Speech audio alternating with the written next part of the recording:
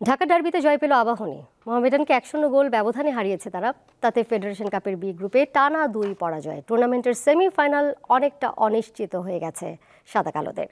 বিপরীতে টানা ২ জয়ে ফেডারেশন কাপের দৌড়ে টিকে রইল আবাহনী।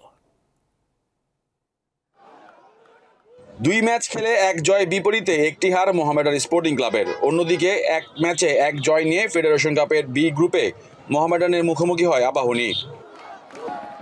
কুমিল্লার ধীরেন্দ্রনাথ দত্ত স্টেডিয়ামে প্রথমার্ধে অনেকটা সমানতালে লড়তে থাকে দুই দল। গোল আদায়ের চেয়ে তারা বেশি ব্যস্ত ছিল মাঠ দখলে। ম্যাচের এক পর্যায়ে বাকবিতণ্ডায় জড়িয়ে পড়েন ফুটবলাররা। এটাই ছিল প্রথমার্ধের উল্লেখযোগ্য ঘটনা। সাদাকালো শিবিরে ৪ বিদেশি ফুটবলারের বিপরীতে আবাহনীতে দেশীয় ফুটবলারদের আধিপত্য। বিশেষ করে জাতীয় দলে গোলরক্ষক বিতুল মারমার অসাধারণ পারফরমেন্সে গোল বঞ্চিত হয় মতিঝিল পাড়ার ক্লাবটি।